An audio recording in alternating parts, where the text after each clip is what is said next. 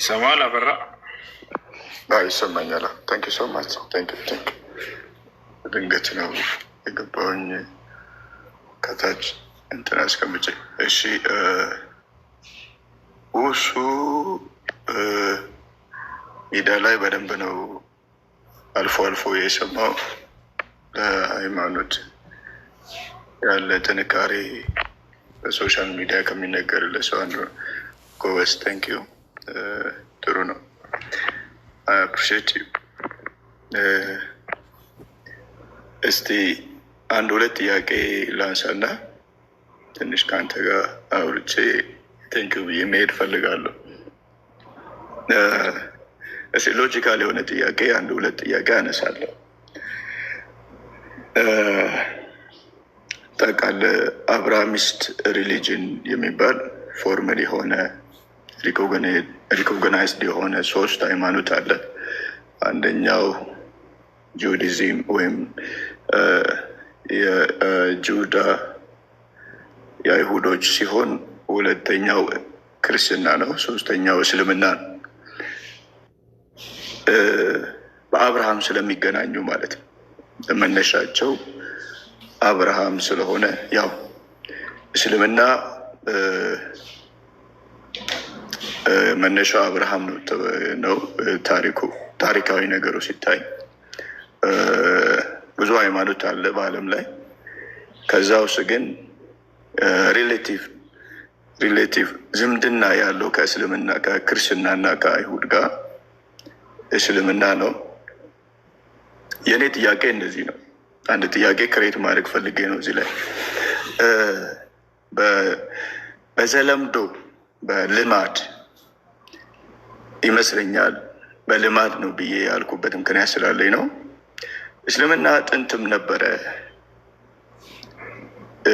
ተብሎ በደንብ ይሰበካል። አንተም ትናገራለህ። ኦልሬዲ አሁንም ሰምቻለሁ።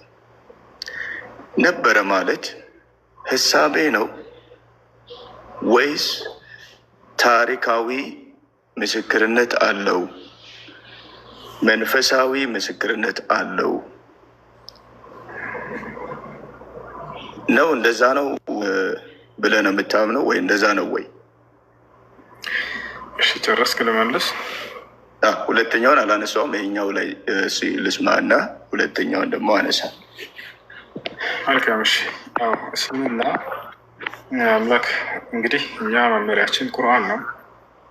የቁርአን ባለቤት ማን ነው የሚለውን ስንመጣ ጊዜ የታሪክ ባለቤቶችን ሁሉ ያስገኛቸውና የታሪክ ጸሐፊዎች ከመገኘታቸው በፊት ያለና የነበረ አምላክ ነው። ያ ነው እሱ አምላክ ሲነግረን ስላለፉትና ስለቀደሙት ነቢያት ሁሉ ሙስሊሞች እንደነበሩ ይነግረናል። ያስተማሩትንም አስተምህሮ ሁሉ በቃሉ ላይ ይነግረናል። ያስነሳቸውና የላካቸውም እሱ ራሱ እንደሆነ ይነግረናል። አብርሃምን እንዳስነሳ ሁሉ አንተን አስነሳሁ እያለ ቃል በቃል የሚናገር የሆነ አምላክ ነው። ኢና አውሐይና ኢለይከ ከማ አውሐይና ኢላ ኑሕን ወነቢይነ ሚን ባዕዲህ ወአውሐይና ኢላ ኢብራሂመ ወኢስማዒለ ወኢስሐቅ ወያዕቁብ ወልአስባጥ ወአዩብ ወዩኑስ ወሃሩን ወሱለይማን ወአተይና ዳውደ ዘቡራ እያለ ይናገራል። ያቸው ሙሐመድ ሆይ እነሆ ዛሬ ወደ አንተ ራእይን አስተላለፍኩልህ፣ ገለጥኩልህ። ከዚህ በፊት ለኖህ፣ ለአብርሃም፣ ለሙሴ፣ ለኢስሐቅ፣ ለያዕቁብ፣ ለነ ሙሴ፣ ለነ መሲሁ ወይም ለነ ዒሳ ስገልጥ እንደነበረው እያለ ይናገራል። ከነዚህ ከቀደሙት ነቢያት ጀምሮ ከአዳም ጀምሮ ሁሉ ማለት ነው። አምላክ አላህ ወለቀድ ዓሂድና ኢላ አደመ ሚን ቀብል ይላል። ሙሐመድ ሆይ በእርግጥም ከአንተ በፊት ወደ አዳም ኪዳኔን አወረድኩ እያለ ይናገራል። የመጀመሪያው ነቢይም አምላክ የመረጠው ለዚህ ሰው ለዚህ ትውልድ አዳም እንደሆነ ይነግረናል። ነቢ ሰለላሁ ዐለይሂ ወሰለም ሲናገሩ ሀል ካነ አደም ነቢይን ተባሉ። አዳም ነቢይ ነበርን ሲባሉ ነዓም ካነ ነቢይን ሙከለም አሉ። አሁን ለዚያውም አላህ ያናገረው ነቢይ ነው ብለው ተናገሩ። ስለዚህ እነዚህ ሁሉ ነቢያቶች ያለፉትና የቀደሙት ያው ሙስሊሞች ናቸው። በነቢዩ ሙሐመድ ሰለላሁ ዐለይሂ ወሰለም ጊዜ አሁን የጠየቀውን ጥያቄ አይሁዶች ተጨቃጭቀው ነበር። አይሁዶች፣ ክርስቲያኖች እና የመካ ከሃዲዎች። የመካ ሰዎችም እንደምታውቀው ምናልባት ሰምተን ከሆነ አንብበህ ከሆነ ታሪክም የአብርሃምና የእስማኤል ዘሮች ናቸው፣ አረቦች ማለት ነው። እና እነዚህ የአብርሃምንና የእስማኤልን መንገድ ይዘናል ብለው እስከ ነቢ ሰለላሁ ዐለይሂ ወሰለም ጊዜ ድረስ በዚያ ላይ ይፎክሩ ነበር። ገብተዋል። እና እነዚህ አካሎች የአይሁዲዎችም ክርስቲያኖችም የመካ ከሃዲያኖችም አብርሃም ከኛ ነው አብርሃም ከኛ ነው እያሉ እየተጨቃጨቁ መጡ። እስኪ ሙሐመድን እንጠይቀው ተባባሉ። ከዚያ በኋላ ነቢ ሰለላሁ ዐለይሂ ወሰለም ጋር መጡና እኛም አብርሃም አይሁድ ነው እንላለን አሏቸው። ክርስቲያኖችም አይ ከኛ ነው እንላለን። የመካ ሽማምንቶች ማነው ንጉሶችም የመካ ነዋሪዎችም እንዲሁ ቁረይሾች አይ አብርሃም ከኛ ነው በእስማኤል በኩል ስላገኘ ነው ብለው ተናገሩ። ወደ መልሱን አላህ ምን እንዳለ ከመናገሬ በፊት ግን ለምንድን ነው ሁሉም አብርሃምን ከኔ ነው የሚለው? ለምንድን ነው? ሚስጥሩ ምን እንደሆነ ታውቃላችሁ? ሚስጥሩ ምስላም ይናገራል። አብርሃም እንዲህ ብሎ ጸሎት አድርጎ ነበር ይለናል አምላካችን አላህ። ወጀዐል ሊ ሊሳነ ስድቅን ፊል አኺሪን። አምላክ ያላህ ሆይ ከእኔ በኋላ በመጨረሻው ዘመን ድረስ በሚመጡት ትውልዶች አንደበት በአፋቸው ላይ ስለ እኔ መልካምን ትውስታ አድርግልኝ አለ። አየህ፣ እስካሁን ጊዜ ድረስ ሁሉም አብርሃምን ይወዳል። የሁሉም እምነት ባለቤት በጣም ይገርም። በሙሳ ግማሹ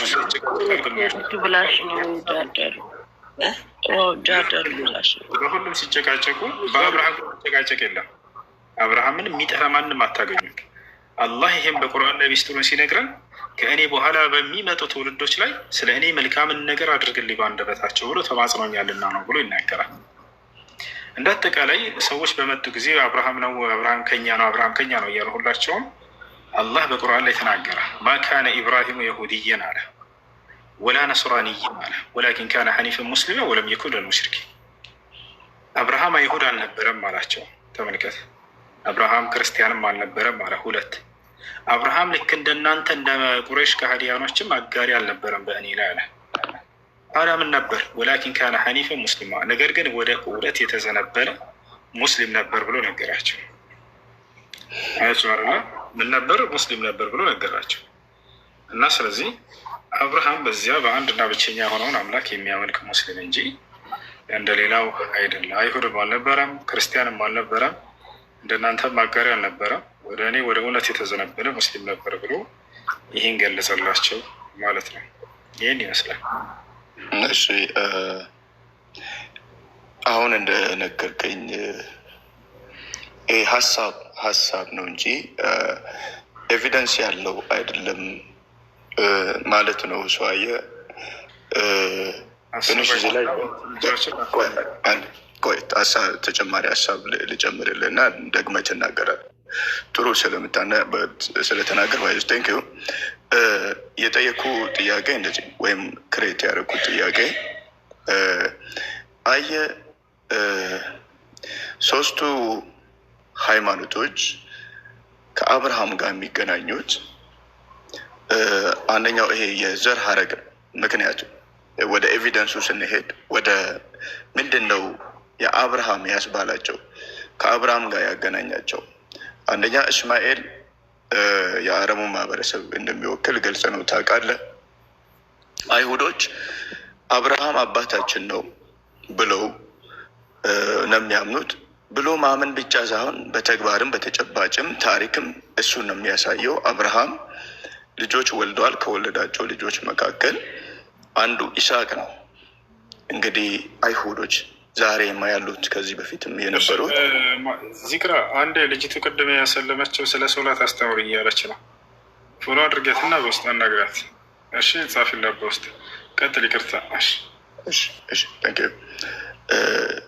እነዚህ ተጨባጭ የሆነ ታሪኮችን ስናጤን አሁን መሰለኝና እውሱ ተመልከት። መሰለኝና ለምሳሌ አሁን አንተ ቁርአንን በጣም ጠቅሰ ነው የነገርከኝ። አሁን ለእኔ ይሄ ጀስት እንደ ሀሳብ እንጂ ለእኔ ኤቪደንስ ወይም ደግሞ የሚዳሰስ ምስክርነት ሊሆነኝ አይችልም። አየህ፣ ይሄ አንተ ቁርአን ለአንተ ሊሆን ይችላል፣ እኔ አይደለም። ማስረጃ የፈለከ ይቅርታ፣ ቆይ አንዴ ቆይ። እኛ የማስረጃ ምንጮቻችን ብለን የምንገልጻቸው ከአምላካችን በነቢያችን በኩል የተገለጠ መለኮታዊ ቃል ነው። እሱን እያነበብኩ ነው፣ ላሳይህ እችላለሁ። አይ እሱን አልፈልግም ካልክ አንተ ምንን መሰረት አድርገህ ነው ስለ አንድ እምነት እውነተኛነት ማረጋገጥ የምትችለው? ልመልስልህ። በጣም ጥሩ። አንደኛ ታሪካዊ ነገር ታሪክ ታሪክን ማን ነው የሚዘግበው? ታሪኩን የሚዘግበው ማን ነው? ባለ ታሪኮቹ ናቸው። እነዛ ባለ ታሪኮቹ እውነተኛ መሆናቸው እንዴት ልታረጋግጥ ቻልክ? እሱ ልመጣልህ ነው። እሱን መልስ። ታሪክ ሲባል ታውቃለህ አይደለ? ታሪክ ሲባል በሁለት መንገድ ማየት ትችላለህ። በሚዳሰስ እንደዚሁም ደግሞ ለምሳሌ አንድ ታሪክ ሪኮርድ ሲደረግ አሁን እንኳን በሳይንስ አርኪኦሎጂስት ወይም ደግሞ የታሪክ አጥኚዎች በሚዳሰስ መልኩ ፕሩፍ ሊያደርጉት ይገባል። የእስራኤል ታሪክ አሁን ስለ እግዚአብሔርና ስለ አብርሃምም ስናነሳ ቀጥታ የምንሄደው አይሁዶች ጋር ነው። አይሁዶች ዛሬም አሉ፣ ከዚህ በፊትም ሲኖሩ ነበረ። አንዱ ኤቪደንስ እሱ ነው። እነሱ ጋር ያለው የታሪካቸውም መጽሐፍ ቅዱስም ኤቪደንስ ነው። በጣም ጥሩ። ልጨርስልህ፣ አልጨረስኩልህ ጥያቄ። ሁለተኛ መለኮታዊ ኤቪደንስ ምንጫቸው ትክክል ነው ብለህ ኢስላም እንዳትቀበል ያደረገበት ምክንያት ምንድን ነው? የእነሱ መረጃ ምንጭ ምንድን ነው? ከየት ነው የመጣው? ከራሳቸው ከትውልድ እስከ ትውልድ ሲኖሩት ስለነበረ። ለምሳሌ አሁን የኢትዮጵያ ታሪክ 3000 ዓመት ታሪክ እንዳላት ታውቃለህ። አንዴ ከራሳቸው መጣ ትቀበላቸዋለህ። ታሪኩ ትክክል ነው። ተጨባጭ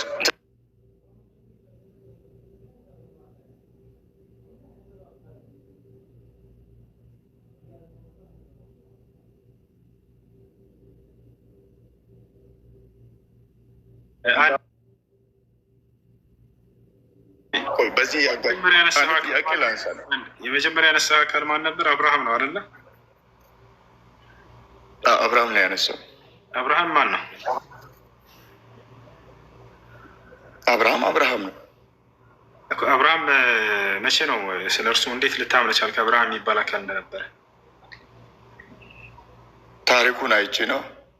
ታሪኩን አንብቤን አልጨረስኩልህም። የሆነ ማስረጃ ነገር አሳየን እስኪ። ቆይ ሳይሆን እየተነጋገር እንድንሄድ ነው። አብርሃም የሚባል አካል እንደነበረ እስኪ ከፍተህ ከታሪክ ማስረጃ አሳየን። በሱ ዘመን ከነበሩ ታሪክ የተጻፉ ነገራቶች ክፈት እስኪ።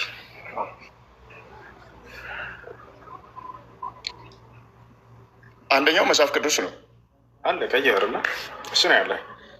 እኔ መለኮታዊ መጽሐፍ እያልጠየቅኩም የታሪክ መጽሐፍ ከአብርሃም በፊት ስለነበረ ነገር የሚናገር እስኪ ያሳየን። ኖ የታሪክ መጽሐፍ የለኝም፣ ግን መጽሐፍ ቅዱስ ነው ያልኩ። መጽሐፍ ቅዱስ አንደኛው የታሪክ ይዘት እንዳለው ታውቃለህ። እሱን ነው እያልኩኝ ያለሁት። ስለዚህ የታሪክ መሰረት ሊሆን አይችልም። ያ ነው መጽሐፍ ቅዱስ ታሪክ የታሪክ ፓርት አለው። ታሪክ ስለ ለምሳሌ የነ አብርሃም ማን የጻፈው መጽሐፍ ቅዱስ?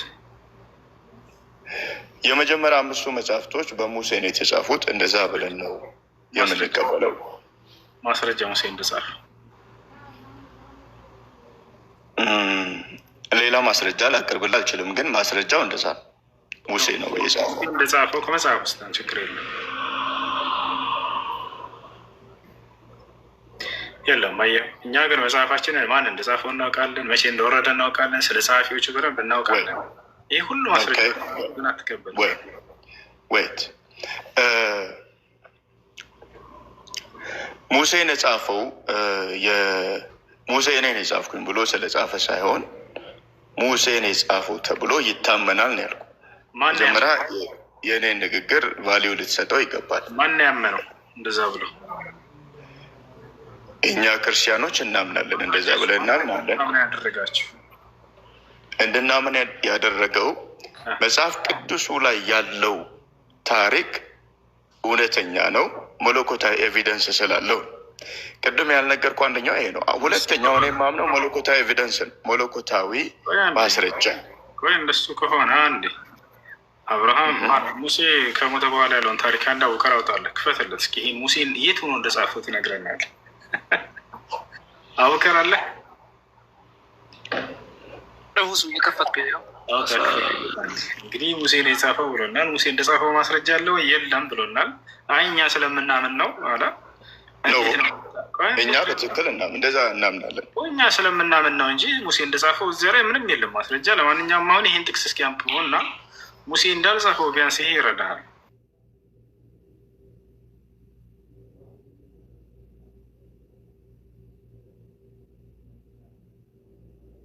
እንዳለ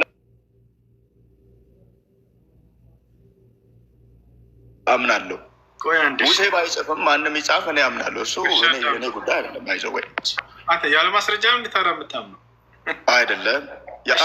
ያለ ማስረጃ ነገርኩ። መለኮታዊ ማስረጃ አምናለሁ አልኩ። ሁለተኛ አንተ እና ማንም ሙሴ እንደጻፈው ማስረጃ ልታመጣ አልቻልክም። አንዴ ምን ይላል? የእግዚአብሔር ባሪያ ሙሴ እንደ እግዚአብሔር ቃል በዚያ በሞዓብ ምድር ሞተ ይለናል። ማን ይሄን የጻፈው? ሙሴ ሞተ እያለ ነው። ሙሴ ሞተ እያለ ስለ ሙሴ የአሟሟት እየነገረን ነው። የቱን ነው የጻፈው? ከሞተ በኋላ ነው። መቼ እንደሞት የት እንደሞት የት እንደተቀበረ ገና ይነግረናል ሙሴ። ተመልከተው። ቀጥሎ ምን ይላል? በቤተ ፍጎረን ፊት ለፊት በሞዓብ ምድር በሸለቆው ውስጥ ተቀበረ ይለናል። ማን? ሙሴ። ስለማን? ስለ ሙሴ አሟሟት የት እንደተቀበረ እየነገረን ነው። እስከ ዛሬም ድረስ መቃብሩን ማንም አላወቀውም ይላል። ማን ይሄን እያለ ያለው? ሙሴ። የት እንደተቀበረ ሙሴ ስለ ሙሴ እየነገረ ነው። መቃብሩ ራሱ የት እንደሆነ አይታወቅም አለ።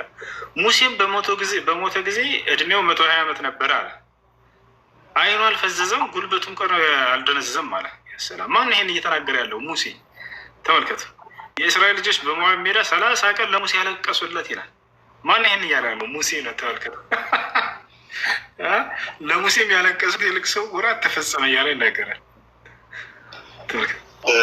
አይ እሱ አሁን ይሄ ለእኔ ትርጉም የለውም። ሙሴም ማን የጻፈው ይሄን ቃል?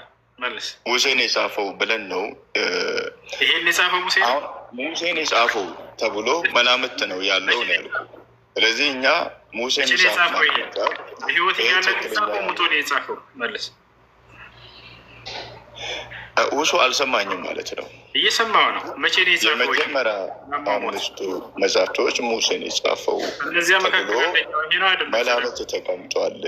ዘዳግም ሙሴ የሚጻፈው አይጻፈው እኔ እቀበለዋለሁ። መለኮታዊ ኤቪደንስ ስላገኘው እቀበላለሁ ብያለሁ። ሙሴ የማይጻፈው እቀበላለሁ እያለ ነው። ተመልከት። በዚህ ላይ ማረጋገጥ አይቻልም።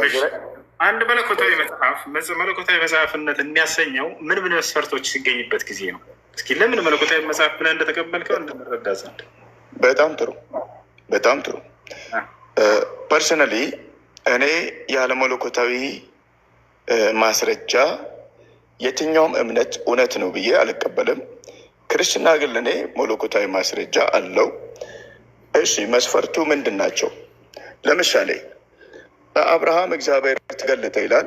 ለእኔም መገለጥ አለበት ብዬ አምናለሁ። አንደኛው እሱ ነው።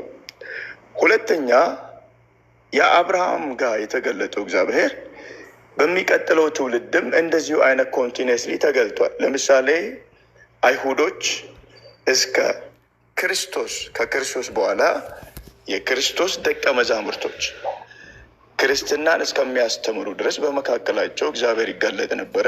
እግዚአብሔር ኃይሉን ይገልጥ ነበረ፣ ክብሩን ይገልጥ ነበረ። ኮሚኒኬሽን ነበረ ማለት ነው።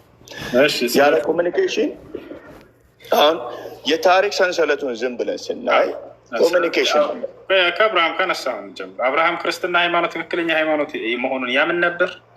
ቆይ ሆነ መልሰው እንጂ ያምን ነበር። ቆይ ሮጠ ክርስትና ጋር አትሄድ። አብርሃም እግዚአብሔር ስለተገለጠ እግዚአብሔር አልከኝ አይደል? ቆይ ለአብርሃም እግዚአብሔር ተገልጧል አልተገለጠም? እኔ ስለ ክርስትና አላነሳውም።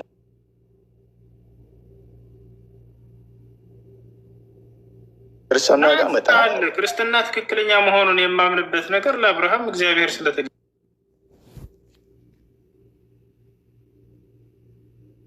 ብለህ ጀመርክ። ክርስትና ማለት ምን ማለት ነው? የፈለግከው አካል ክርስትናን ያውቀው ነበር ወይ? ክርስትና ማለት ምን ማለት ነው?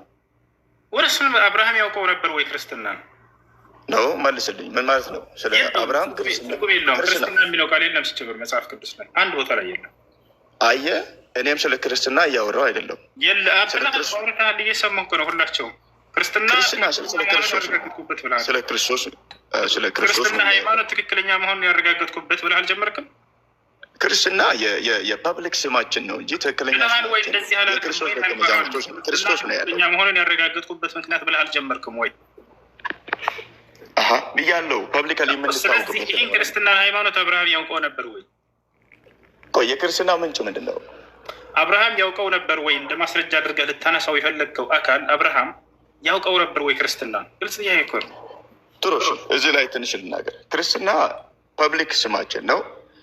ክርስትና ግን የተባልንበት ክርስቲያኖች የተባልንበት ምክንያት ክርስቶስን እንደ መሲህ፣ እንደ አዳኝ፣ እንደ እግዚአብሔር ልጅ፣ እንደ ጌታ በመቀበላችን እና እንዴት ተቀበልክ ሳይሆን ጥያቄው አብርሃም ያውቀው ነበር ወይ? ምኑን ነው? አብርሃም እኮ ክርስትና የሚባለው ያለውን ነገር የማወቅ ግዴታ የለበትም። ስለዚህ አያውቀውም አብርሃም አይደለ? አንተ አብርሃም እግዚአብሔርን ያውቃል። ስለ እግዚአብሔር ነው እያወራሁ። እግዚአብሔር አይደለም ጥያቄ። ክርስትና የሚባለውን ሃይማኖት አብርሃም ያውቀው ነበር ወይ? ጥያቄ ትክክል አይደለም። እሱ አንተ ማስረጃ ልታደርግ የፈለግከው አካል የምትዋሽበት አካል አብርሃም የክርስትና ማስረጃ አድርገህ ልታነሳው የፈለግከውን አካል ማጽዳት ስላለብኝ ነው። በጣም አከብረዋለሁ። ስለዚህ አብርሃም የሚባለው አካል ክርስትናን ያውቀው ነበር ወይ? እንደዛ ከሆነ ላጽናለሁ። በደንብ ስማኝ። እንግዲህ መልስ የተጠየቅከውን አብርሃም ክርስትናን ያውቀዋል ወይስ አያውቀውም? ክርስትና የሚባለውን ሃይማኖት ክርስትናና አብርሃምን እንዴት አገናኘው? ትክክል አይደለም እኮ እያልኩ ነው። ያንተም ታገናኘ የፈለግከው ስለ ክርስትና ትክክለኛነት ለምሳሌ ለአብርሃም ስለተገለጠለት አምላክ አልክ። ስለዚህ ያን አብርሃም ክርስትና የሚባለውን ሃይማኖት ያውቀዋል ወይስ አያውቀውም? ይከተለዋል? ሮስ ጥያቄ ጠይቃል፣ ተቀብያለሁ። ያንተን ጥያቄ ግን ኮሬክት አድርጌ መልሱንም ልስጥ። አንዴ እድል ስጠኝ። እሺ የተጠየቅከውን መልስ። ምናልባት ኮንትሮል ለማድረግ ካልፈለግ በስተቀር ማለት ነው። የተጠየቅከውን መልስልን እስኪ በደንብ ስማኝ። እሺ አብርሃም ያውቀው ነበር ክርስትና? ክሊር ላድርግልህ። አብርሃም ያውቀው ነበር ክርስትና? ቆይ ክሊር ላድርግልህ። አብርሃም ያውቀው ነበር? በአብርሃም ዘመን እግዚአብሔር ለአብርሃም ተገልጦ ነበረ። አንድ ተገልጦታል አልተገለጠለትም እኮ አይደለም ጥያቄው። ማን ነበር? አበራ። ቆይ በራ ያንተን ጥያቄ ፎርስ አድርጋለሁ። ጥያቄ ራሱ ትክክል አይደለም ብያለሁ። ክርስትና የሚባለን አካል ያውቅ ነበር ወይ? ሁሱ ጥያቄ ራሱ ትክክል አይደለም ብያለሁ። አንተ እኮ ነህ ይሄን ነገር የነሳኸው። ክርስትናን ትክክለኛ እዚህ ቦታ ላይ ይህን ጥያቄ የምትጠይቅበት ምክንያት የለም። ያ የተንጠለጠልክበት አካል አብርሃም ያውቀዋል አያውቀውም? ሃይማኖት ይሲ አብርሃም ከሱ በኋላ ያለውን ነገር አያውቅም። ምክንያቱም አብርሃም ስለዚህ ክርስትና የመጣው ከአብርሃም በኋላ ነው ማለት ነው። እንደሱ አትነው። እንዴት አለ? በል አሁን ማውራት ትችላለህ። በጣም ጥሩ። ባይዘ ጥያቄ ትክክል አይደለም። ሶሪ ይቅርታ አድርግልኝ እና ጥያቄ ትክክል አይደለም። ነገር አያውቅም አብርሃም በተዘዋዋሪ የመጣው ከአብርሃም በኋላ ነው። ሊያውቀው አይችልም እያልክ ነው። እናመሰግናለን። አሁን አውራ። ኦኬ እንቀጥል። ለምን እንደፈለግከው ባላውቅም የተሰከይ። እሺ እግዚአብሔር ለአብርሃም ተገልጦ ነበር። አንድ ቅድም ያዝኩትን የተናገርኩትን ነጥብ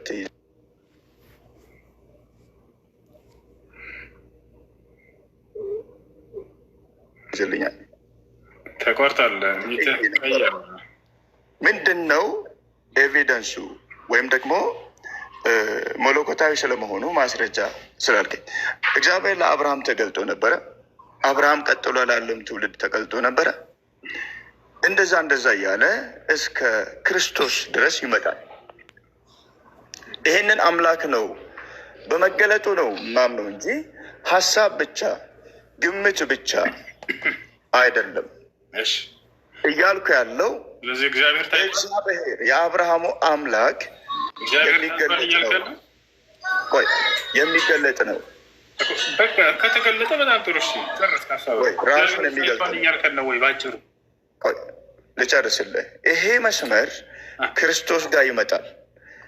ክርስቶስ በኋላ ደግሞ ወደ ክርስቶስ ተከታዮች ያልፋል። ከዚህ ውጭ እግዚአብሔር በመሐመድ በኩል ሊሆን ይችላል፣ በአይሁድ በኩል ተገልጧል ካልከኝ መለኮታዊ ኤቪደንስ ካለ ፐርሰናሊ ከራስ ጀምረ ምናልባት እንድትነግረኝ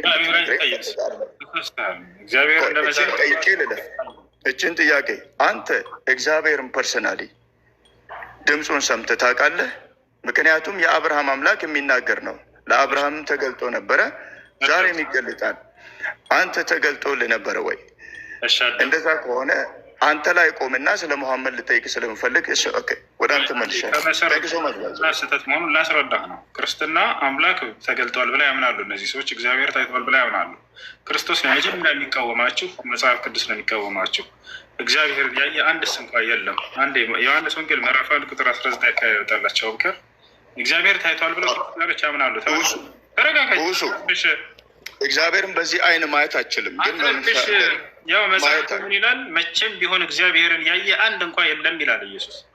ታዲያ ኢየሱስን ነው የምናምነው? ጨርሰህ አንብበው። ያው ክርስቲያኖች ጨርሰህ አንብበው። እሱ ችግር የለውም። እሱ ራሱ ይነግራል። ጨርሰህ አንብበው። ችግር የለውም። ጨርሰህ አንብበው። እናንብብ። ቆይ እኔ ላንብብልህ። እሱ ቆይ አንድ እኔ ላንብብልህ። በቃ ጥቅሱን ስላወጣ ቴንክ ዩ ሶ ማች። እንደዚህ ይላል፣ ስሙ እርሱ ብቻውን የማይሞት ነው፣ ማንም ሊቀርበው በማይችል ብርሃን ይኖራል። አንድ ሰው እንኳን አላየውም፣ ሊያየውም አይችልም። ለእርሱ ክብሩና ለዘላለም ክብር ለዘላለም ይሁንና። ቁጥር 17 በአሁኑ ዘመን በአሁኑ ዘመን ባለጠጎች የሆኑት የትዕቢትን ነገር እንዳያስቡ ደስም እንዲለን ሁሉን ከፍ አድርግልኝ።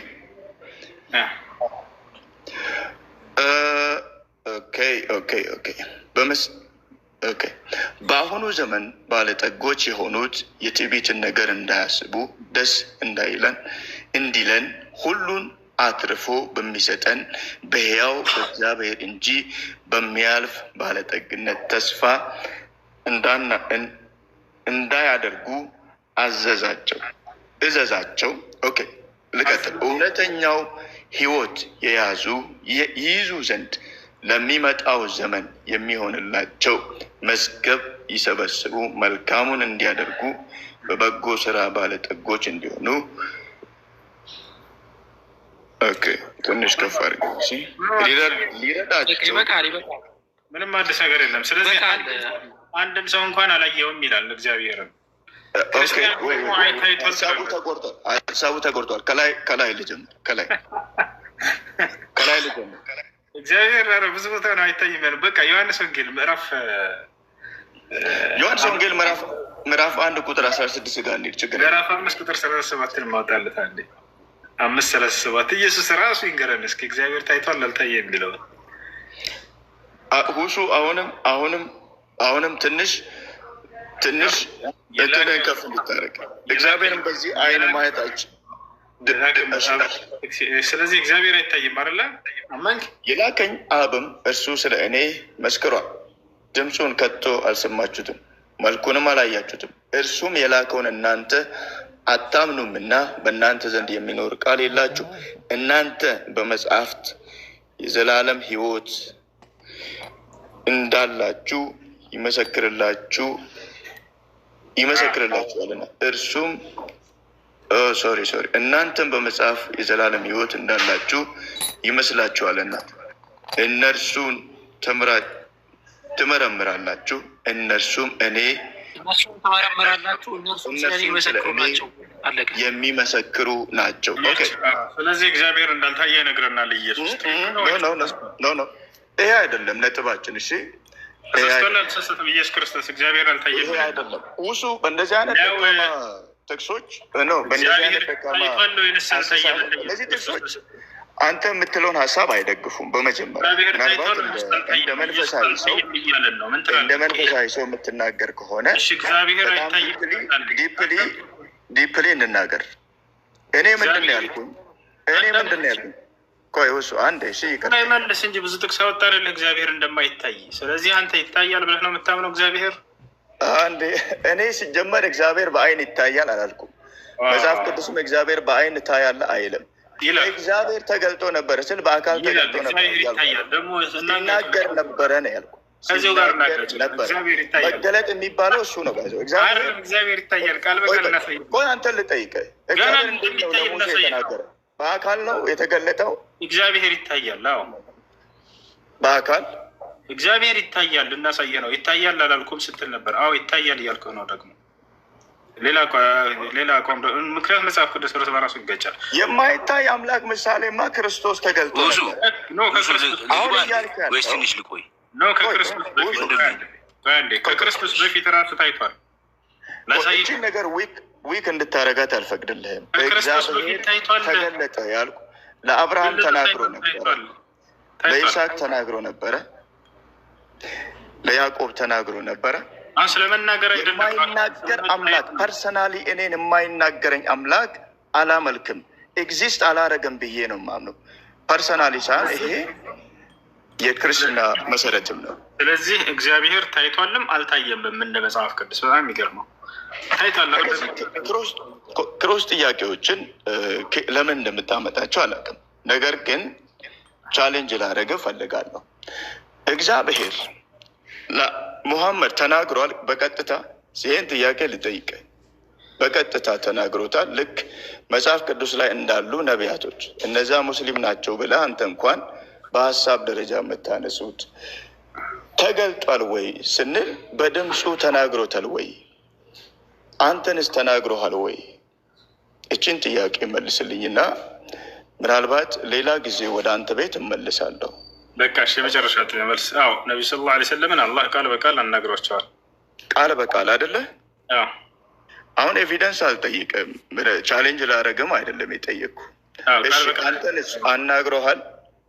አምላክ አላህ በላከልን ነቢይ በኩል ለእርሳቸው ተናገረ ማለት ሁላችንንም እንዳናገረ ነው የምንቆጥረው። አምላክ ነቢይ ነ ወይ እዚህ ጋር ተናገረ። አታዳምጥም?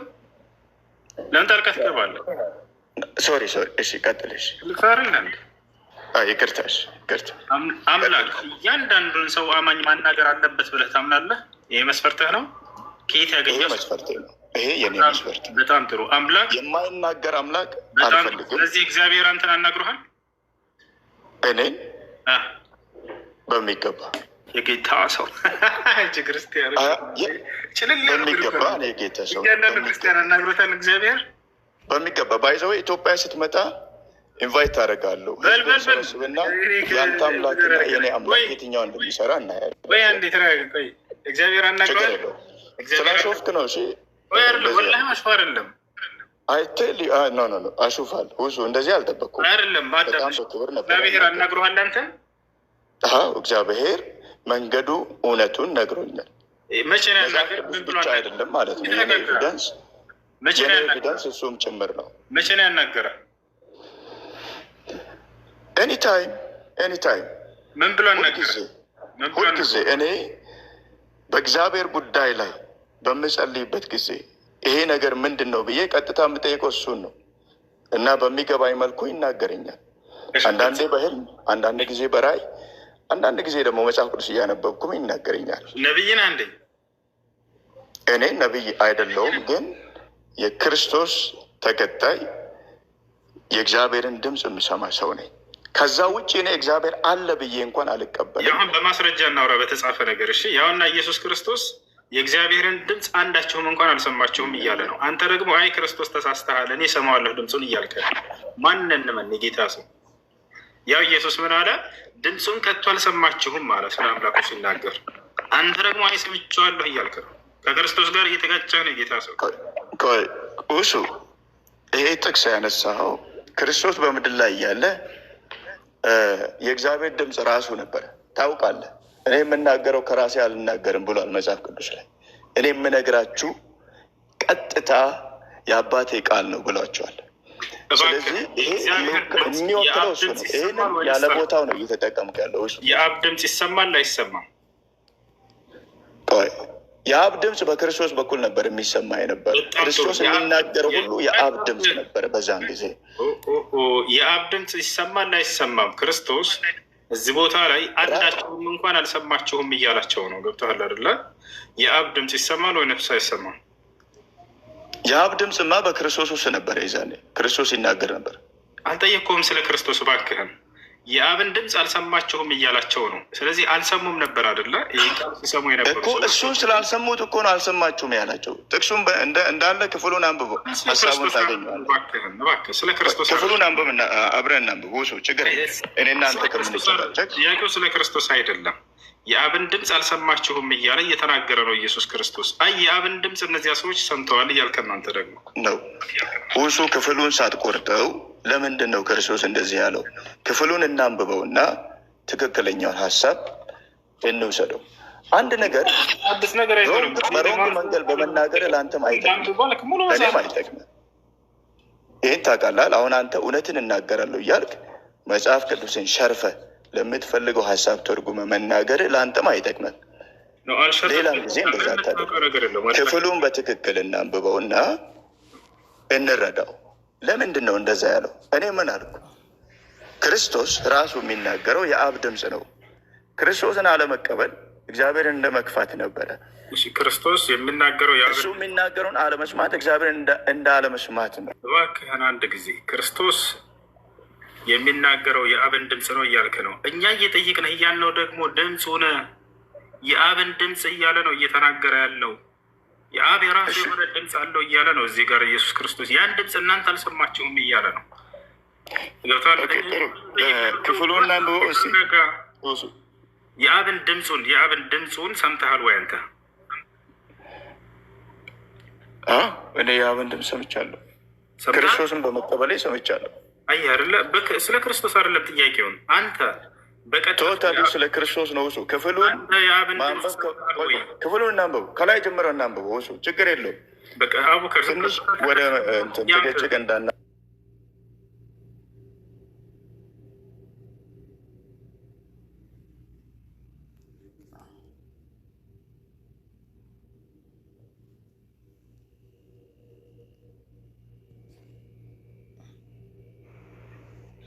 ከ34 እሺ፣ እኔ ላንብብልህ። በቃ ከ34 ጀምሮ አንብብ። እኔ ግን ከሰው ምስክር አልቀበልም፣ እናንተ እንድትድኑ ይህንን እላለሁ እንጂ። እርሱ የሚነድና የሚያበራ መብራት ነው። እናንተም ጥቂት ዘመን ብርሃን ደስ ሊላችሁ ወደዳችሁ። እኔ ግን ከዮሐንስ ምስክር የሚበልጥ ምስክር አለኝ። አብ ልፈጽም የሰጠኝን ስራ፣ ይህ የማደርገው ስራ አብ እንደላከኝ ስለ እኔ ይመሰክራል። የላከኝም አብ እርሱ ስለ እኔ መስክሯል። ድምፁን ከቶ አልሰማችሁም፣ መልኩንም አላያችሁም ነው። ከቶ አልሰማችሁም የሚለውን ገለጻ አበራ ተመልከተው።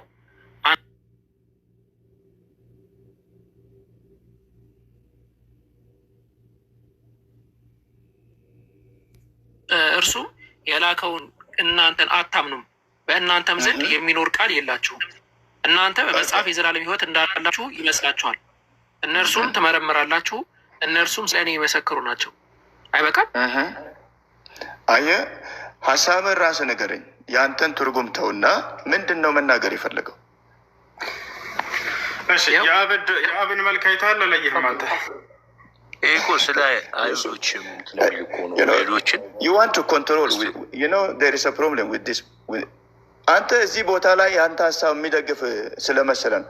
ይህንን በእንደዚህ አይነት መልኩ ተርጉመ መናገር አትችልም። ከላይ ጀምሮ እስከታች አንብበናል።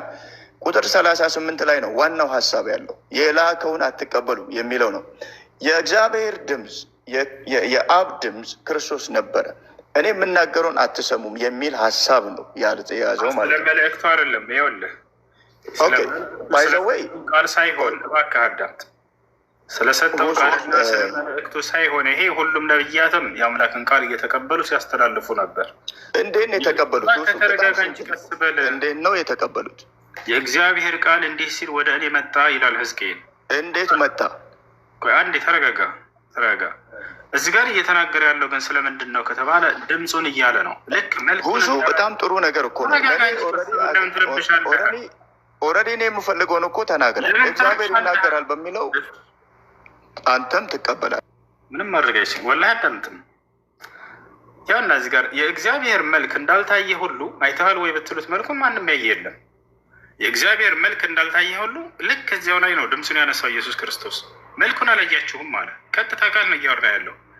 የእግዚአብሔር መልክ እንዳልታየ ሁሉ ድምፁም አልተሰማም ነው። አይ ስለ ንግግሩ ነው ስለ ቃሉ ነው እያለ ሰውየው እያወራ ነው። ላይ አይደለም፣ ያ ድምፅ እያለ ነው ኢየሱስ ክርስቶስ። ድምፁን ከቶ አልሰማችሁም መልኩንም አላያችሁም ብሎ ዘጋ።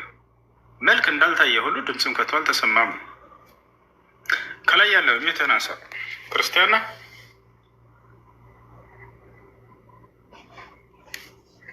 ሄሎ ሄሎ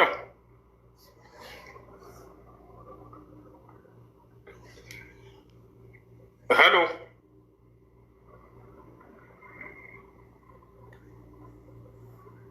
ዮኒ ሄሎ ዮኒ መሀል እኮ ሲገባ ነበር። አሁን ሚዩት ያደረገ ዮኒሻ ዮኒነት ዮን አለም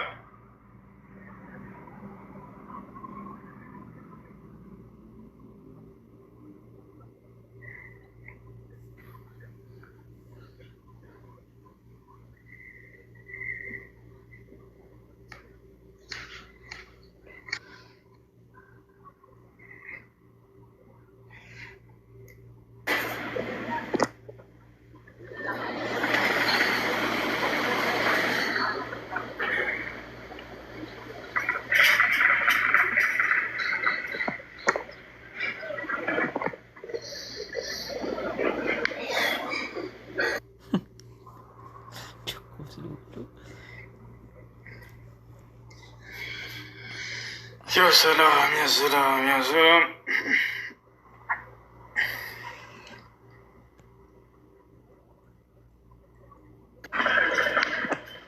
ትንሽ እንደው